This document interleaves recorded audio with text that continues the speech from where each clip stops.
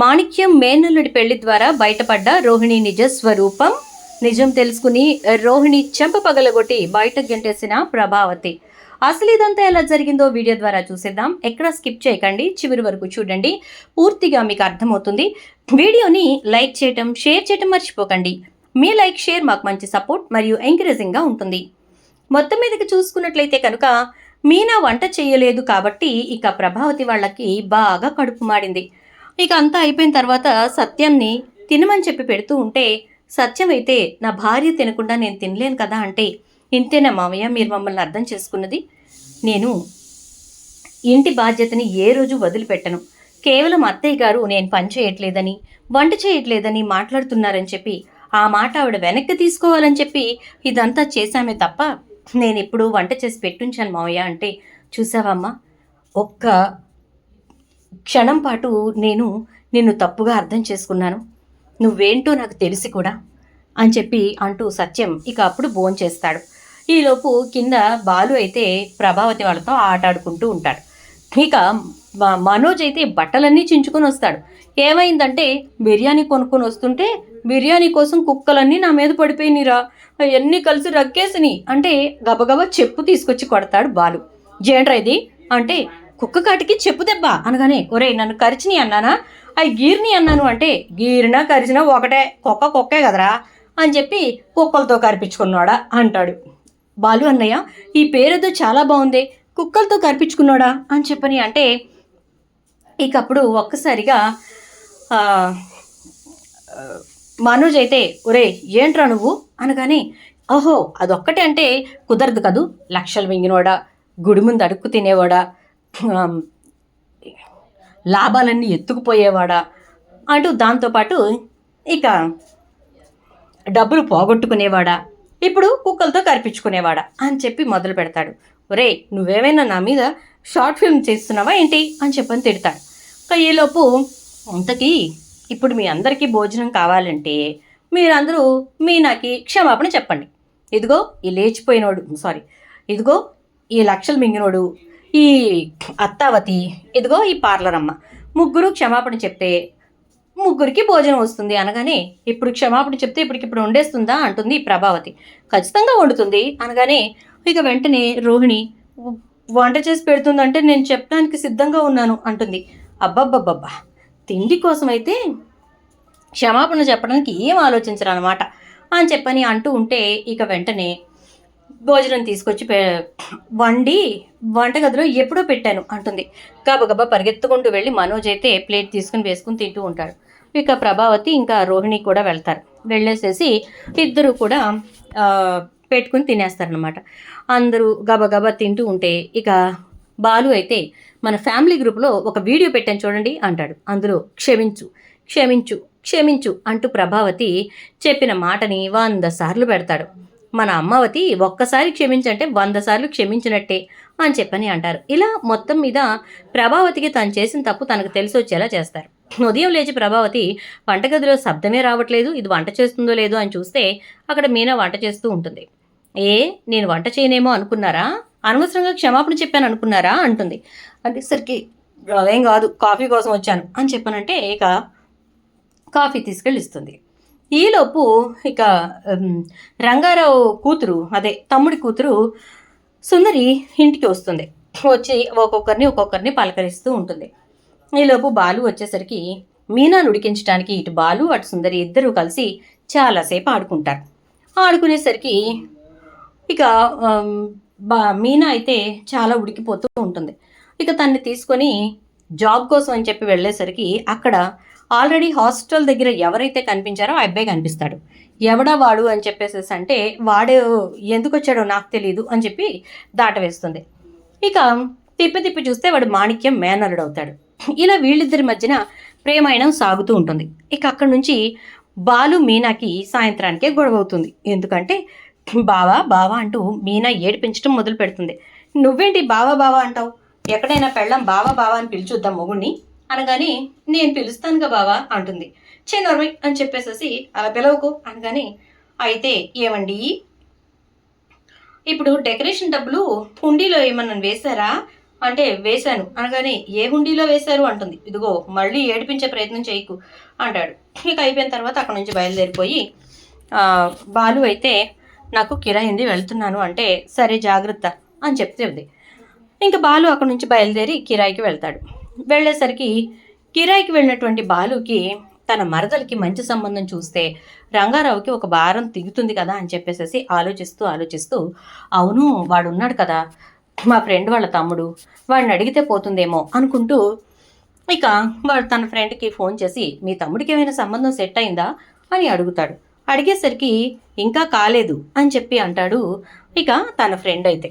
అనేసరికి ఇక వెంటనే ఏమురా మరి వాడి సంగతి ఏంటో నాకు తెలియదంటే ఒకసారి కనుక్కో, మా మరదలుందిరా చాలా మంచి పిల్ల, చక్కగా మాట వింటుంది, అడుగుదామా అని అనగానే సరే అయితే కాల్ చేస్తాను కాన్ఫరెన్స్ పెడతాను రా అనేసి వాళ్ళ తమ్ముడికి కాన్ఫరెన్స్ పెడితే అది అన్నయ్య నేను ఒక అమ్మాయిని చూసుకున్నాను తన పేరు విద్య అనగానే విద్య ఏది మా పార్లరమ్మ ఫ్రెండా ఏంటి అనగానే పార్లరమ్మ అంటే విద్య ఎక్కడ ఉండదో చెప్పు అని చెప్పని అంటాడు. విద్య ఉండే అడ్రస్ అంటూ చెప్పేసరికి ఇంకెవరు మా పార్లరమ్మ ఫ్రెండేగా, మంచిదే, స్నేహం కోసం ప్రాణం ఇచ్చుద్ది, కాకపోతే అబద్ధాలు చెప్పే ఫ్రెండ్ని కూడా భరిస్తూ ఉంటుంది అని చెప్పని అనేసరికి తనైతే మంచిది అంటాడు. సరే అయితే నీ ప్రేమను నేనెందుకు చెడగొట్టడం, ఆల్రెడీ ఒకసారి నీ ప్రేమను చెడగొట్టిన వాడిని అయ్యాను కదా అని అంటాడు. అన్న తర్వాత ఇంకెవరున్నారబ్బా అని అనుకుంటూ ఉండగా ఈలోపు ఇక బాలుకి వాళ్ళ మరదలు ఇంకా మాణిక్యం మేనల్లుడు ఇద్దరు బండి మీద వెళ్తూ కనపడతారు. ఇదేంటిది ఎప్పుడు చూసినా వీడితో తిరుగుతుంది అని చెప్పేసి ఫాలో అవుతాడు. అయ్యేసరికి ఇద్దరు కలిసి రెస్టారెంట్కి వెళ్తారు. ఇక ఇద్దరు అక్కడ భోజనం చేస్తారు. చేసిన తర్వాత ఇదిగో ఇక మా ఇంట్లో పెళ్లి సంబంధాలు చూస్తున్నారు, మన విషయం బయట పెట్టడం మంచిదేమో అనిపిస్తుంది అని అంటూ ఉంటుంది. అనేసరికి పెళ్లి సంబంధాలు చూస్తే మన విషయం ఎందుకు బయట పెట్టాలి అని అంటాడు. ఎందుకా, ఇప్పుడు విషయం బయట పెట్టకపోతే ఖచ్చితంగా మనం ఇరుక్కుపోతాం కాబట్టి అని చెప్పని అంటుంది. అదేంటి అది ఎలా అని చెప్పని అనగానే ఎలాగో చెప్తాను విను. ఇప్పుడు ఇంట్లో వాళ్ళు విషయం సీరియస్గా తీసుకొని ఖచ్చితంగా నాకు సంబంధం చూశారనుకో అప్పుడు ఏంటి పరిస్థితి, మన ముఖానికి మన ఇద్దరం పెళ్లి చేసుకునే పరిస్థితి ఉండదు కదా, అర్థమవుతుందా అని అనగానే ఇక ఒక్కసారిగా ఓ అలా అంటావా, సరే మరి ఇప్పుడు ఏం చేద్దామంటే నువ్వైతే మీ మామయ్యతో మాట్లాడు, అన్నీ నీకు ఆయనే కాబట్టి నాకు తెలిసినంత వరకు ఆయన ఒప్పుకుంటాడు అనుకుంటున్నాను, ఇక నేను మా పెదనాన్నతో మాట్లాడి చూస్తాను అని అంటుంది. మీరిద్దరికి నేనే పెద్ద దిక్కుగా ఉండి నేను మాట్లాడతాను అంటాడు బాలు. బావా అంటుంది. ఏంటి మరదలా, బావా బావా అంటూ గారాలు పోతూ ఇక్కడేమో ఇదిగో ఈ కథ నడిపిస్తున్నావా అంటాడు. అది కాదు బావా, అసలు ఏమైందంటే అంటూ ఉంటుంది. అది కాదు బావా, నేను చెప్పేది విను, తను నేను చిన్నప్పటి నుంచి ప్రేమించుకుంటున్నాం, కాకపోతే ఆ విషయం ఇంట్లో చెప్పాలంటే భయం, ఏం చేస్తాను చెప్పు, చిన్నాళ్ళం కదా, ఇప్పుడు చెప్పినా వినే పరిస్థితుల్లో ఎవ్వరూ లేరు, మా నాన్నేమో పెళ్లి బాధ్యత అంతా మా పెదనాన్నకు అప్పచెప్పేశాడు, నీకు తెలియందేమీ లేదుగా, పెదనాన్న విషయం కూడా నీకు తెలుసు, ఆయన చాలా స్ట్రిక్టు, ఇలాంటి వాటికి చాలా దూరం అని అంటే చెప్పి చూసి అప్పుడు కదా నువ్వు ఈ నిర్ణయానికి రావాలి, ఏమో ఒప్పుకుంటే అని అంటాడు. ఒప్పుకుంటేనా, ఇంకా అంతకంటే ఏం కావాలి అంటుంది. మరి నువ్వు చెప్పకుండానే ఒప్పుకోరు అని చెప్పి నువ్వెలా ఒక నిర్ణయానికి వచ్చేసి అనవసరమైన ఆలోచనలు చేస్తావు అని అనగానే మరి ఇప్పుడు ఏం చేద్దామంటావు బావా అంటుంది. నేను మాట్లాడతాను, నువ్వు కంగారు పడకు అని చెప్పేసి ఇక రంగారావు దగ్గరికి వెళ్ళి విషయం చెప్తాడు బాలు. చెప్పేసరికి ప్రేమించిందా, మరి ఆ విషయం చెప్పొచ్చు కదా అని అంటే చెప్పడానికి ఆడపిల్ల సిగ్గుపడుతుంది, భయపడుతుంది కదా మావయ్య అని చెప్పానంటే సరే అయితే చేద్దాం, మాట్లాడదాం, వాళ్ళు ఎవరినో రమ్మను అని అంటాడు. ఇంకేంటి గ్రీన్ సిగ్నల్ వచ్చేసింది, వెళ్ళు మీ వాడిని వాళ్ళని తీసుకురమ్మనంటే తనకి ఎవరూ లేరు వాళ్ళ మేనమామ తప్ప అని అనగానే ఓ అలాగా, సరే అయితే పెళ్లి చూపులకి రమ్మని చెప్పు అని అంటే ఇక సరేనని చెప్పి ఆ రోజున ప్రభావతి వాళ్ళని కూడా రమ్మంటుంది కామాక్షి. ఇక పెళ్లి చూపులు జరుగుతాయి, పెళ్లి కొడుకు వస్తాడు అని చెప్పేసి వెయిట్ చేస్తూ ఉంటారు అందరూ.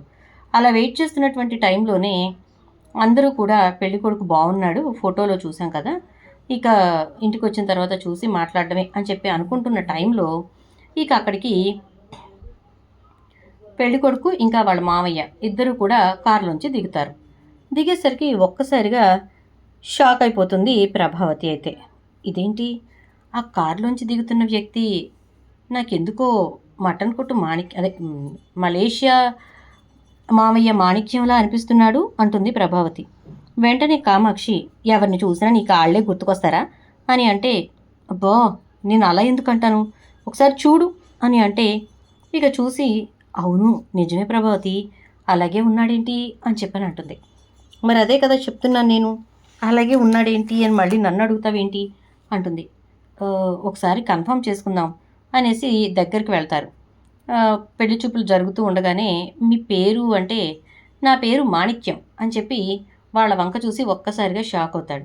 షాక్ అయ్యేసరికి ఇక బాలు వచ్చి, ఏంటమ్మా ఏమైంది అని చెప్పి మాణిక్యాన్ని చూసి, ఓ మటన్ కొట్టు మలేషియా మామయ్య నువ్వేంటి ఇక్కడ అని చెప్పని అంటే, అదేరా నాకు అర్థం కావట్లేదు, ఈయనేంటి ఇక్కడ అని చెప్పని అంటూ ఉంటే, వీడు నా మేనలుడు అని చెప్పని అంటాడు.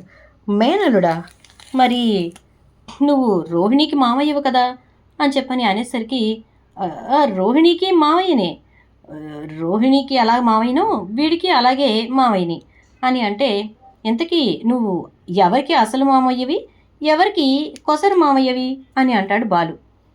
అసలు మామయ్య కొసరు మామయ్య ఏం లేదు, ఇద్దరికీ నేను మామయ్యనే అని అంటే, అదేంటి మామయ్య, నీకు నేను తప్ప ఇంకెవరూ లేరు కదా, యాక్సిడెంట్లో మా అమ్మ మా నాన్న చనిపోయిన తర్వాత నేనే పూర్తిగా నీకు లోకమైపోయాను, మరి ఇప్పుడేంటి ఇలా చెప్తున్నావు అని అంటే, ఒరేయ్ నువ్వు మాట్లాడు కాసేపు అంటాడు.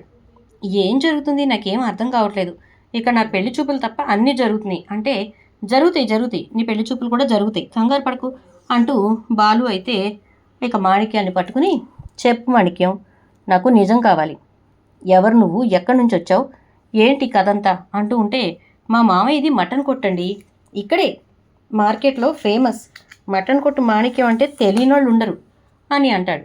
ఓ వావ్ సూపర్, మొత్తానికి తమరు మటన్ కొట్టు మాణిక్యం అన్నమాట, మలేషియా మామయ్య మాణిక్యం కాదన్నమాట అని అంటాడు.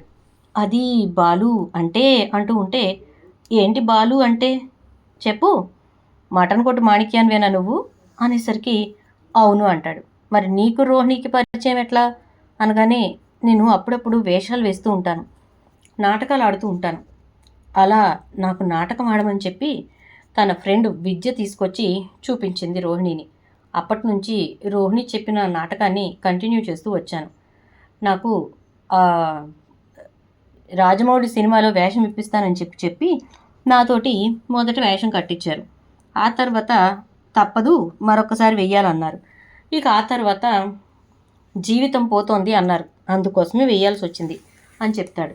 జీవితం పోతోందా, ఎవరి జీవితం అంటే రోహిణి జీవితం అని చెప్పేసరికి ఇక అప్పుడు, ఏమమ్మా ప్రభావతమ్మ వింటున్నావా నీ పెద్ద కోడలి కథలు అని అనేసరికి, అసలు రోహిణి జీవితం పోవడం ఏంటి, ఆ మాట ఎందుకు వచ్చింది అంటే, మీరు డబ్బు కోసం తెగ అడుగుతున్నారంట కదా, అందుకే వాళ్ళ నాన్న చనిపోయినట్టుగా అలా పెట్టించింది అని చెప్పనంటే, అతను ఎవరు అంటే, అతను తన సొంత తండ్రే, ఫోటో మాత్రం అతందే అని అంటాడు.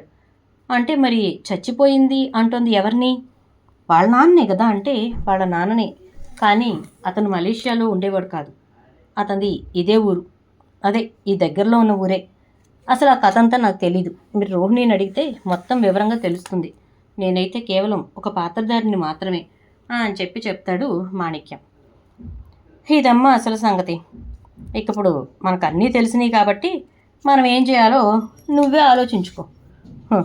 అసలు తండ్రే లేడు, మలేషియానే లేదు, కానీ పని కట్టుకుని మలేషియాలో ఓ తండ్రిని సృష్టించటమే కాకుండా చంపేసింది కూడా నీ కోడలు, బూడిద కూడా వచ్చిందిగా అని అనేసరికి ఇక అక్కడి నుంచి ప్రభావతి పెళ్లి చూపులు లేదు, గిళ్ళి చూపులు లేదు అంటే, అప్పుడు రంగారావు, ఇదేంటి ఇంత మోసం చేసే కుటుంబానికి నేను పిల్లని ఎలా ఇస్తాను అంటే, మోసం చేసే కుటుంబం వాళ్ళది కాదు, మా వదిన, అదే మా పార్లర్ అమ్మది, కాబట్టి వాళ్ళ జెన్యున్ ప్రేమని మనం ఎందుకు తిరస్కరించాలి మామయ్య, వాళ్ళిద్దరికీ పెళ్లి చేద్దాం అంటాడు బాలు. సరే ఆలోచిద్దాంలే, ముందు ఈ గొడవేదో తేలనివ్వండి అని అంటాడు రంగారావు. అన్న తర్వాత ఇక ప్రభావతి ఇంటికి వెళ్తుంది. రోహిణి రోహిణి అని చెప్పేసి అంటే, ఏంటత్తయ్యా అనగానే, టీ పెట్టడం రాదు, కాఫీ పెట్టడం రాదు, తినడం మాత్రం వచ్చు. అయినా సరే మలేషియాలో కోట్లు సంపాదించున్నాడు కదా వియ్యంకుడు, ఎప్పటికైనా అవి మాకే వస్తాయి కదా అంటూ నువ్వు ఎలా ఉన్నా కూడా, ఏం చేసినా చేయకపోయినా కూడా మేం భరిస్తూ వచ్చాం. కానీ చివరాఖరికి ఏమైంది?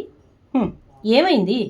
తమరికి అసలు తండ్రే లేడని తెలిసింది" అనగానే, నాకు తండ్రి లేకపోవడం ఏంటత్తయ్యా అని చెప్పని అంటుంది. అవునా, నీకు తండ్రి ఉన్నాడా?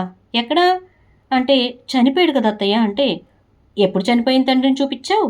నీ చిన్నప్పుడా లేక ఇప్పుడా అంటుంది.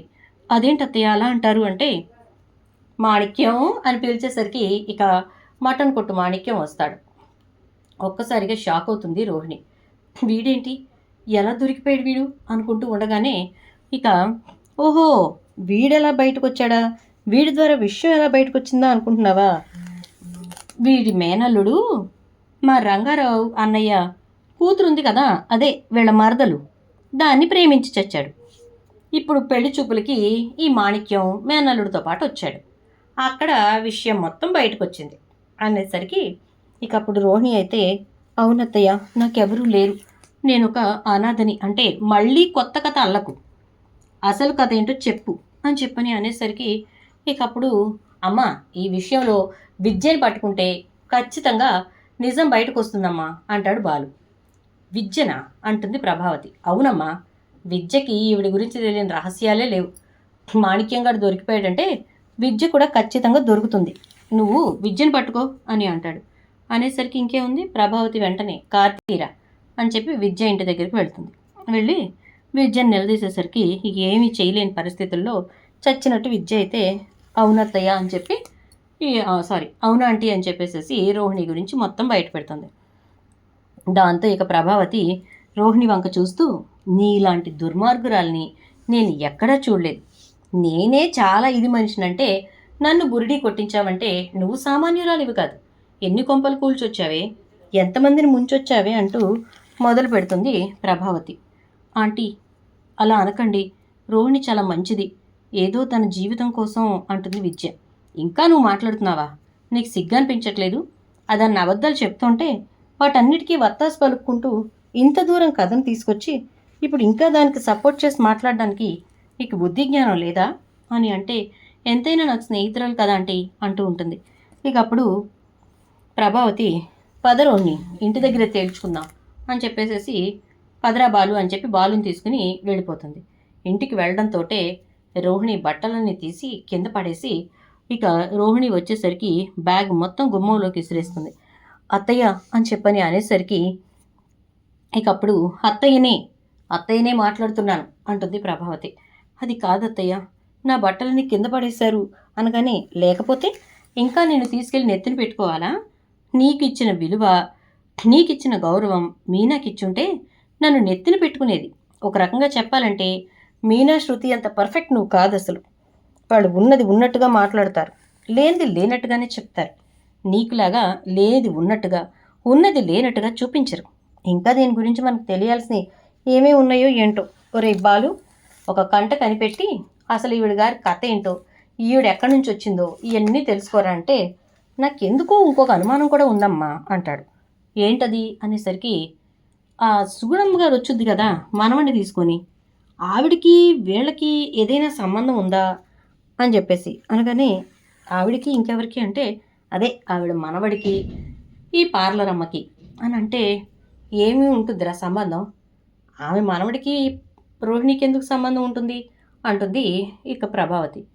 ఏమో, ఎవరికి తెలుసు, ఆమెను ఎప్పుడు అడిగినా నా కూతురు ఫారెన్లో ఉంటుంది అంటది.